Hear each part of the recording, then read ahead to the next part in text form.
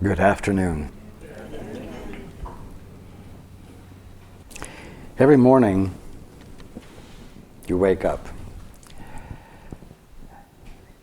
and practically before you move a single muscle you make an assessment of how you're feeling, and then you take a look at your day and you make an assessment of it based upon the assessment you made of how you feel. And if you're feeling really good, then no matter what the agenda is for your day, you're willing to embrace your day with relatively positive feelings. If your assessment of yourself is less than the best, then the very same agenda is going to look terrible or problematic, and you will not enter into it with gusto.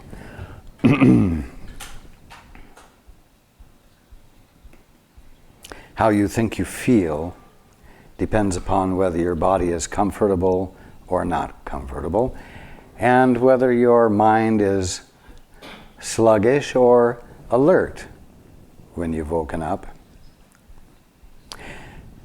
And what I'm going to suggest to you is that these parameters, these measuring sticks you have, don't serve you well, because they make your sense of yourself and the day you're heading into dependent upon something unstable. And you have an alternative. Some time ago, I pointed out that each of you, no matter how you're perceiving yourself at this moment or every single morning when you wake up, every single one of you has in you what I'm calling a place of excellence. Now, when I'm using the word excellence, I'm using it in an ultimate form. Excellence of beauty, excellence of intelligence, excellence of morality, excellence of wisdom,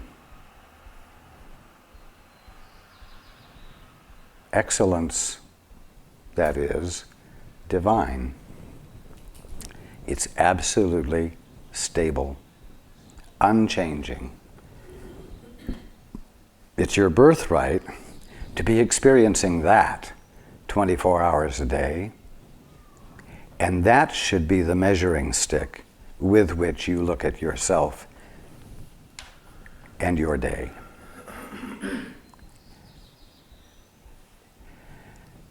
Most of you don't wake up in the morning feeling that there is in you any place of that kind of excellence. And so I'm reminding you that it's there.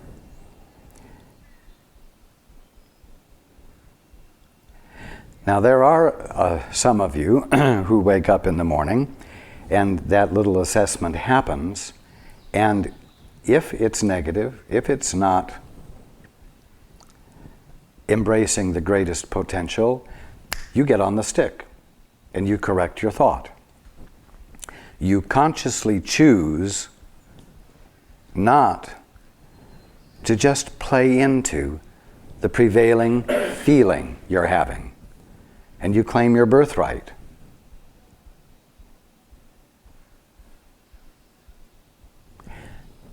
It's time to wake up and not only open your eyes, but become conscious. And I'm not even speaking in an ultimate way about being conscious. Just be alert enough to decline the invitation you're experiencing to have a miserable day because you're just not feeling up to par.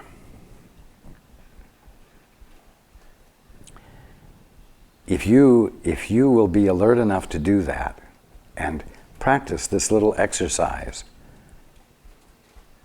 of declining to take the invitation to be miserable, And then, remember what I said, that even at that moment, there is an unchanging place of excellence with a capital E. Like Bill and Ted's Excellent Adventure.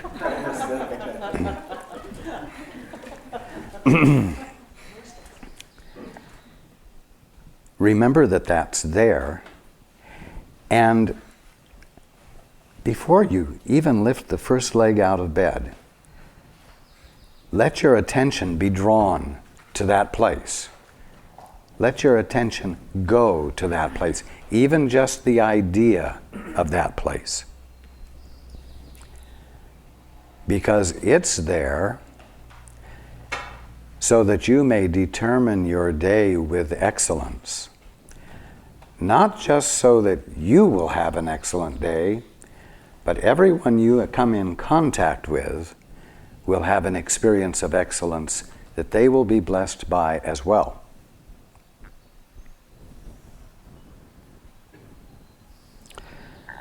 Now, as I said, this place of excellence is divine. It has nothing to do with your ego. It has nothing to do with your favorite religious book. What I'm saying is, its divinity is the presence of God in you. And that comes before any holy book, or any teaching, or any mutual agreements you have with anyone else. And that's why it can be excellent. And that's why its excellence can lift you beyond whatever the limits are that you might have felt when you first woke up. And it's what will, as more and more of you access it, begin to change your world. Because you will be bringing this excellence with a capital E into expression, blessing others, inspiring others, frightening others who don't want to change, but not threatening them.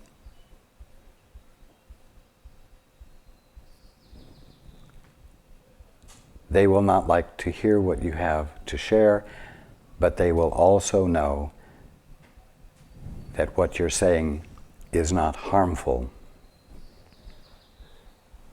And so although they may resist it, they will not reject it, and that is the key.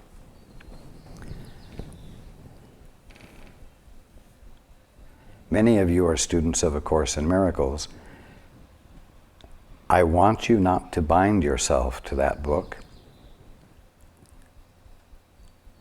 because truth goes beyond the book, and the language for the expression of truth is far more varied than what is found in that book. And the place of excellence in you will cause you to be, as I've also said before, utterly original in your expression of that truth.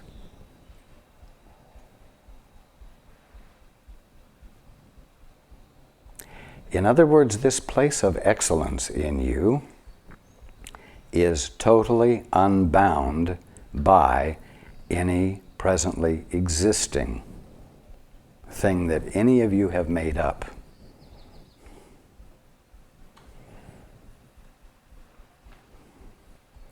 And that is why you can be lifted out of whatever the current limitations are that you're binding yourselves to.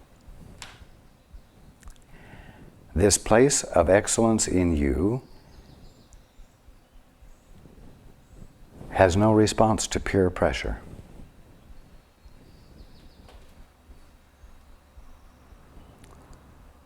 Because it's responding to its source, which is God, who is utterly original in every moment.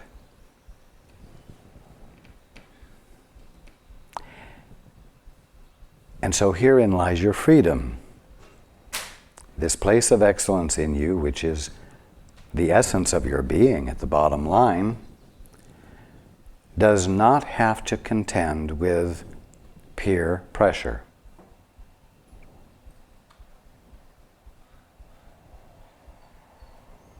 And of course, peer pressure is nothing more than the current best opinions and concepts of the group you identify with.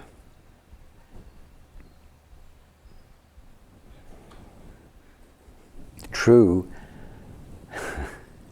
the opinions, perspectives, and concepts of your peer group may be closer to the truth than those of another peer group that you're not a member of.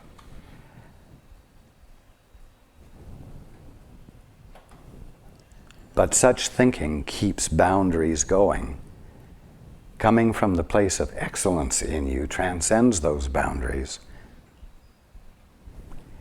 and opens up the opportunity for blessing to everyone. Because you're not holding someone else, another group, those who study a different teaching, as being behind or ahead of you. And so,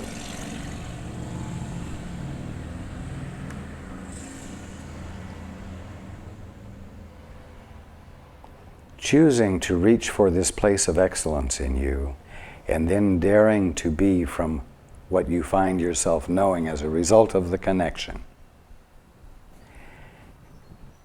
becomes a transcendent thing for everyone. It means you're not bound to who you thought you were yesterday. You're not bound to who others think you are today based on yesterday. You're not bound to the laws and rules that your teachers taught you. But because this is a place of excellence with a capital E, there will always be order. There will always be that which facilitates the expression of intelligence, and therefore improvement of what you call the human condition.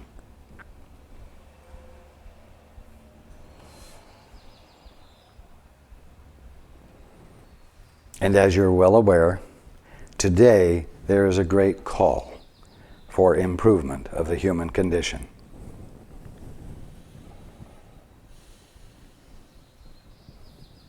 There is a call to a better order of things than the one that is in place.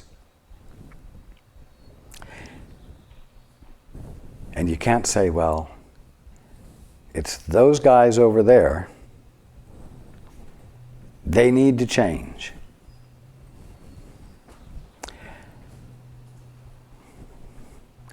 That kind of slipshod thinking doesn't come from the place of excellence within you. The place of excellence in you, when you connect with it, causes you to be the place where transformation is embodied and expressed outwardly, vocally in the world, in a way that invites harmonious change, no matter how gradual it is. So,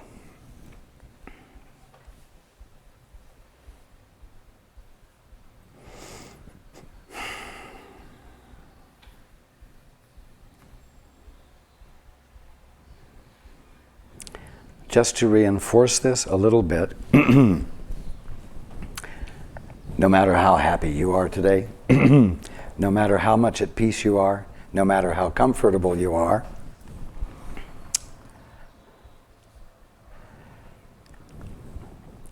you're not coming from that place of excellence yet. And therefore, unknown to you, your peace and your joy and your comfort is still fraught with misery that you're just accustomed to, that you don't deserve to be experiencing, that you deserve freedom from. And so I encourage you At this point, when you're not feeling abject misery and suffering, and feeling therefore under pressure to do something about it, to take this unstressful time to make the connection with this place of excellence in you. Imagine that you are capable of opening up your mouth and saying something meaningful every time a word comes out of your mouth. You're capable of being an embodiment of excellence. You do have wisdom that isn't the result of peer pressure. You do have a capacity right now, an ability to know transcendental truth, transformational truth, and you do have the ability to fearlessly and calmly give it voice. What a wonderful thing. What a wonderful thing if every time someone heard you say something during the day, it was truly meaningful and gave them something that they went home remembering. You have that capacity. It's far different from the gay repartee that all of you do with your friends and associates, where nothing meaningful is ever said, but there's a feeling of connection that occurs, and that's satisfying.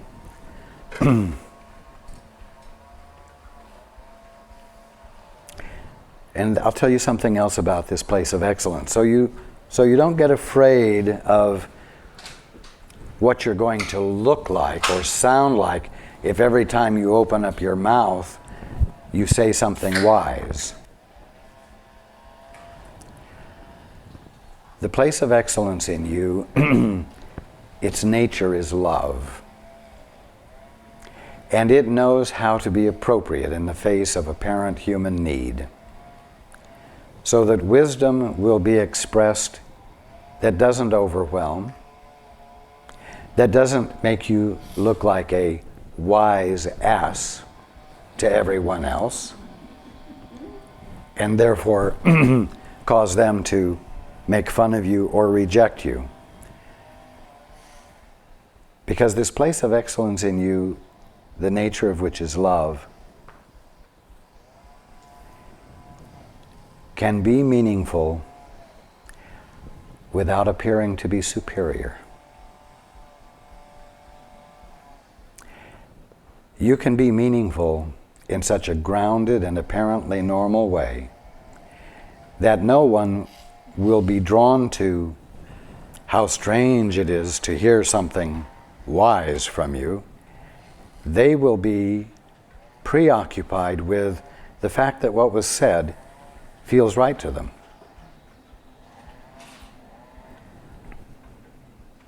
So dare to connect with this place of excellence in you. And dare to hesitate to open up your mouth and say anything if you haven't taken just a moment to remember that it would be well to let what comes out be an expression of wisdom, rather than a knee-jerk, wise-ass response that everybody expects. Okay?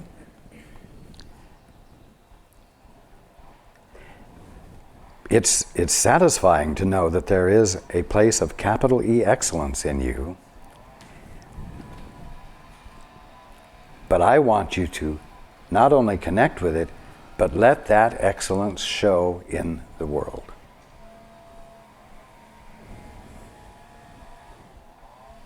Because when it begins to show in the world begins to change. And you become an agent for change.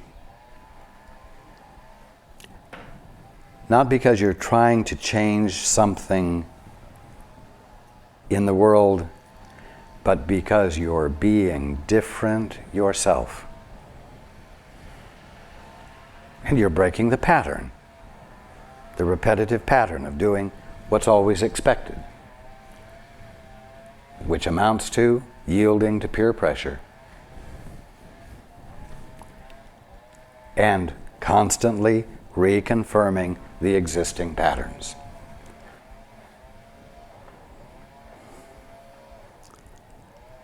So,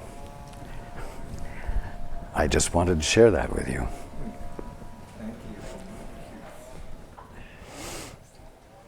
It's a way to change your life. And I promise you that even though there are only a handful of you here, it's enough to begin the change of the world. The leaven, the little bit of leaven that leavens the whole.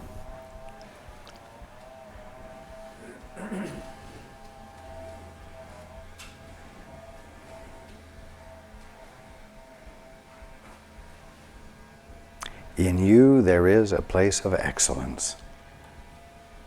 Connect with it and let it show.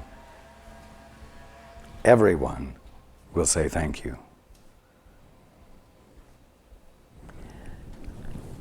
Okay. Anyone have a question?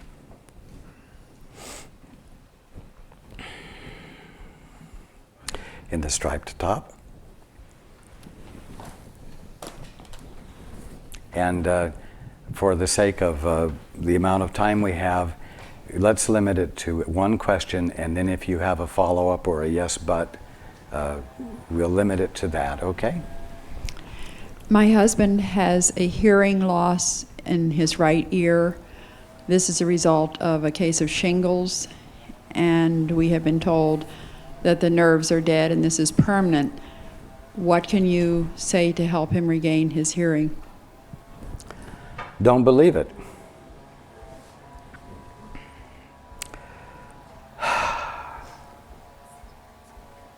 You can't get rid of God. You can't get rid of that which embodies God. You can't terminate a divine idea. A nerve is a divine idea. It's not matter.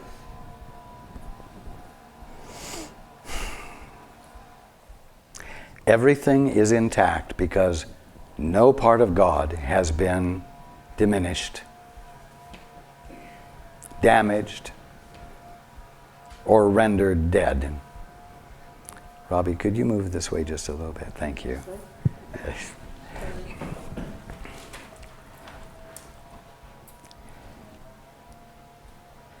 Don't let the best present interpretation of what is perceived to be this condition be taken as law by your husband. It's just the current best limited judgment. What your husband believes is what will govern, though.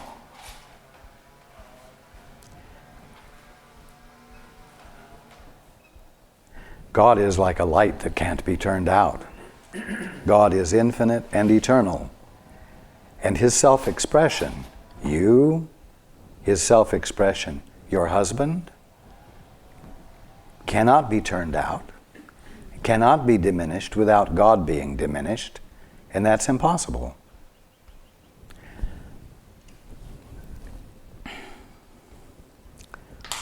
Regeneration is a word that needs to become part of your husband's vocabulary, mental vocabulary, as a real, not a fantasy word. And redemption needs to be an idea that occupies his mind, so that he isn't unconsciously resisting healing by thinking that regeneration and redemption, meaning bringing back into its original form, are just fantasy, are just wonderful spiritual ideas. They're real. The words exist because they mean something actual. So tell him to stop being discouraged, and tell him to start being open to regeneration and redemption and complete healing, complete, I'm going to say, reestablishment of his full capacity to hear, because hearing is a divine capacity. It is an aspect of the fullness of being conscious of creation.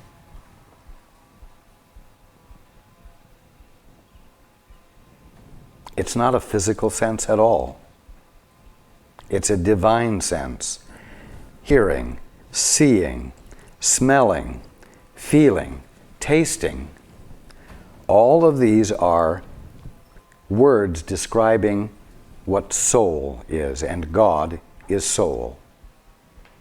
Soul is, with a capital S, is mind, with a capital S, mind's capacity to experience creation. These are soul capacities that cannot be lost.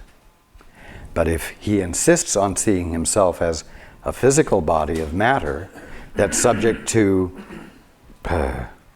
deterioration, decay, and death, he's not going to be open to the discovery that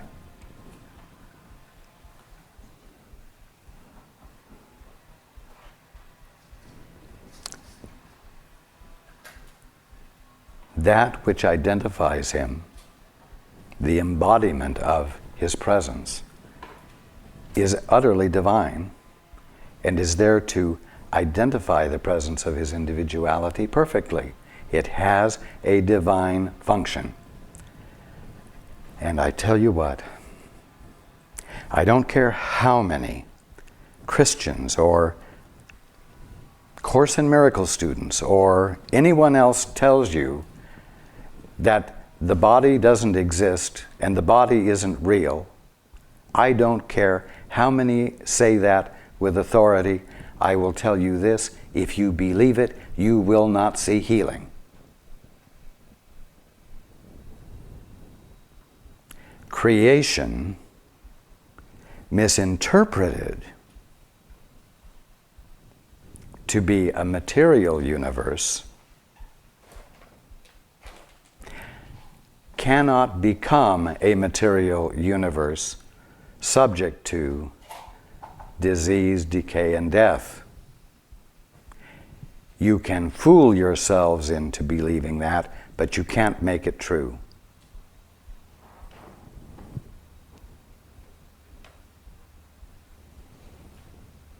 The embodiment of God is not matter, but there is an embodiment. And you are God presencing himself, herself, right at this instant. And it's embodied. And it's the current expression of God, not something started off many years ago and left to run by perpetual motion until it finally runs down. And it's holy. And it's spirit, it's not matter. Tell him to start acknowledging the divinity of his body. Not the divinity of it as he's experiencing it at the moment, but the divinity of it as God has set it into motion, because nothing that God creates is disembodied, unidentified, unmanifest. And that those nerves are as intact as God is intact at this moment. The only thing that keeps him from seeing it is his belief that that which I have just said isn't true. And what the physician has said is, and what the physicists say is, that the universe is nothing but matter and has no connection with God or anything divine whatsoever. Tain't so. Tain't so. Say that. Whenever something presents itself to you to the contrary, say, tain't so. Don't argue with bold words. Just simply dismiss it. Tain't so. 'Tain't so.